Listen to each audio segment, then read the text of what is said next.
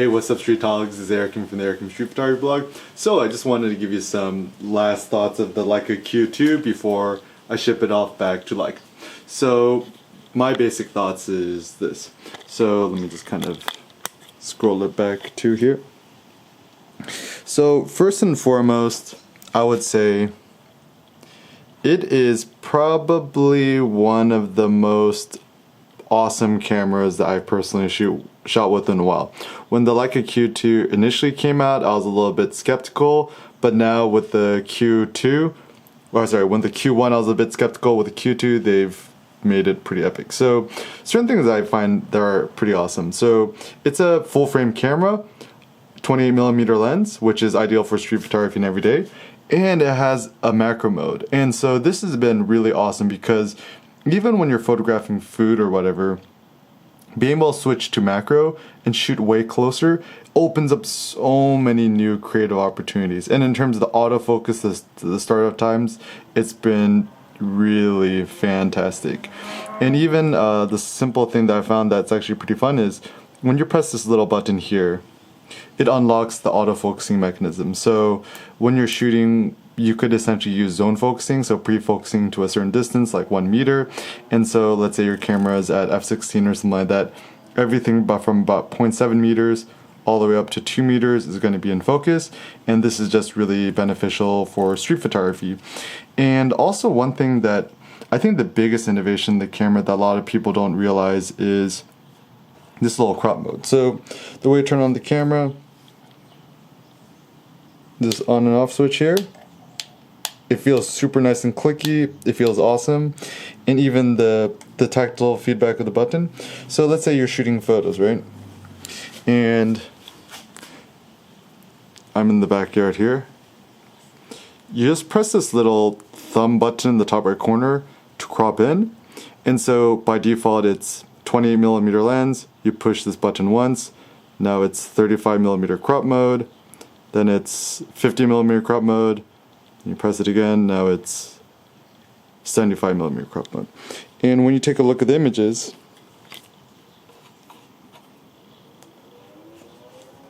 you can see the images are already pre-cropped, which makes workflow and life a lot easier. Also, things that I really like about the camera, subtle things. So for example, this little dial here, I set this to exposure compensation.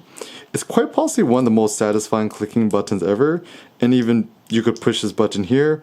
The back of the camera is super simplified, which I really like. And also what I'm a big fan of is this little, it's a little bit difficult to show, but little thumb rest here. So you could see this thumb rest here, there's this lovely indentation for your thumb, and it actually feels really good. A lot of people end up buying the thumbs up and stuff like that. I think it's totally unnecessary. You could just put your thumb here, it fits perfectly here, and it gives you a really good grip. So sometimes people buy that thumbs up grip. I think it's totally unnecessary.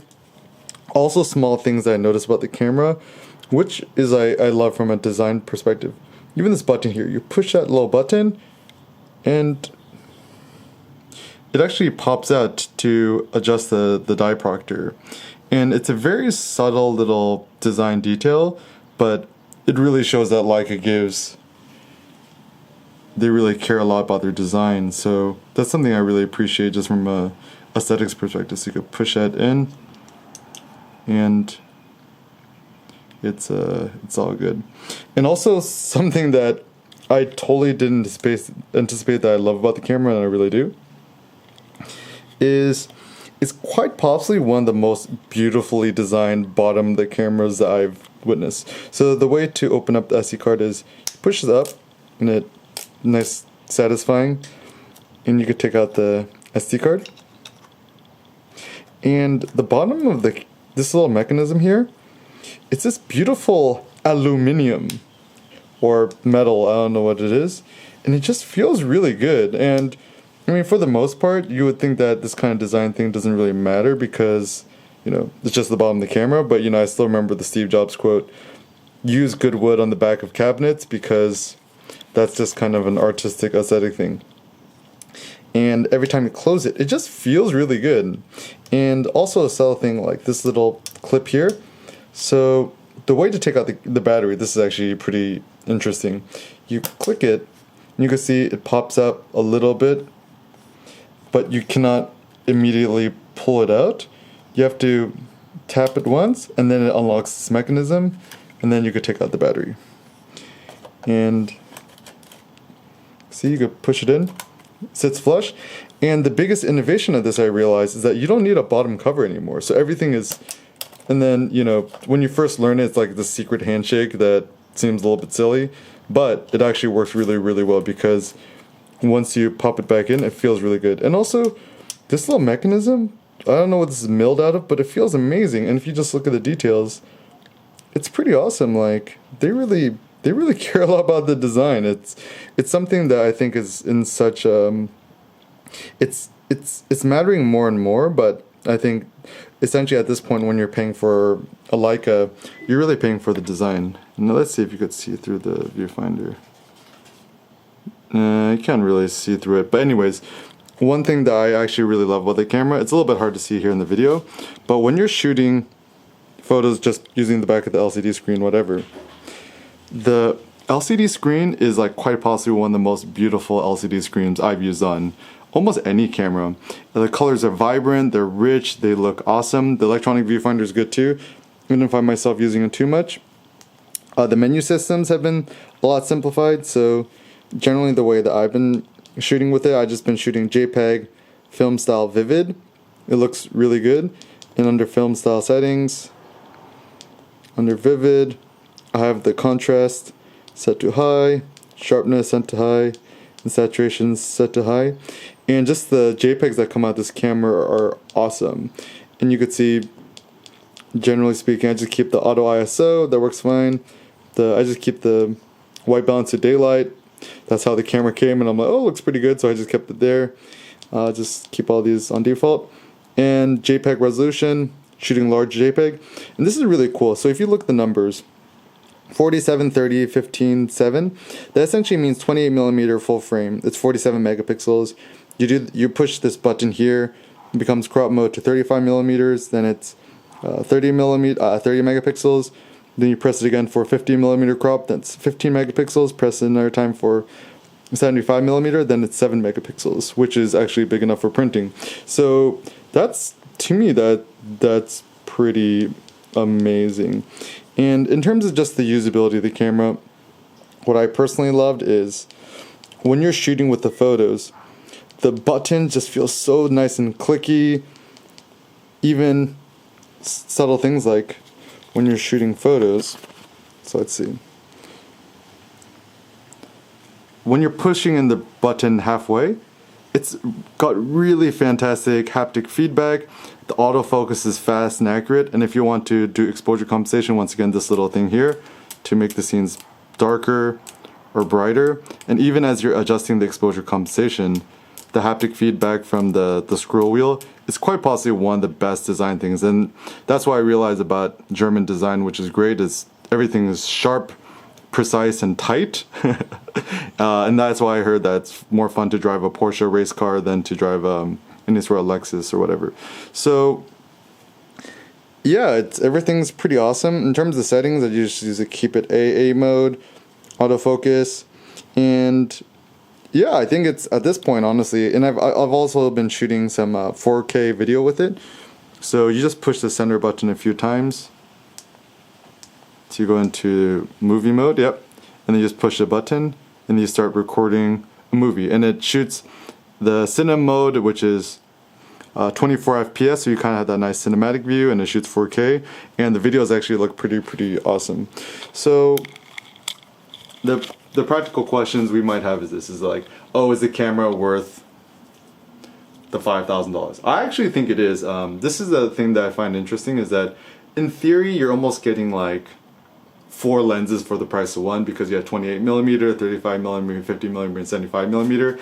And let's say, you know, you wanted to buy a Leica M10 or a Leica whatever. Usually the M10, I think the body is like $7,000, and the lenses are usually about $2,500 and up. So just even a simple like M10 setup, you're probably going to drop $10,000. Here it's about half the price, and you also happen to get 4 lenses. So I think in terms of the value, it's amazing. And also I think, generally speaking, this is another life lesson I learned, is never buy the first generation any product. So the Leica Q1, everyone I know who's got one, they actually say really good things about it.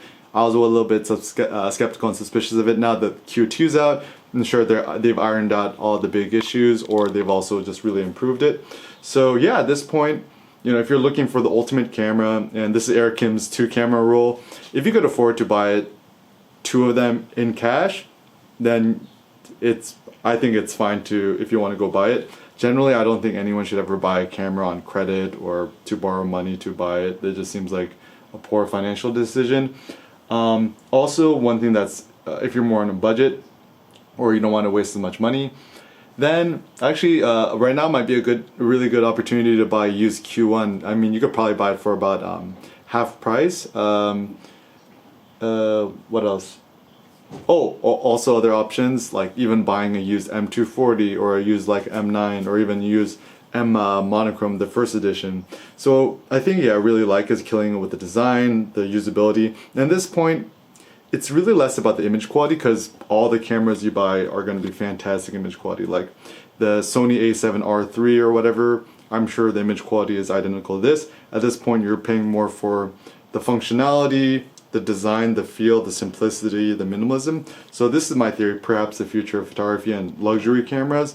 It's just going to be, you're paying more money to just keep it simple. To keep it simple, clean, aesthetically beautiful, subtle details like build quality, the metal, the clicking, the usability.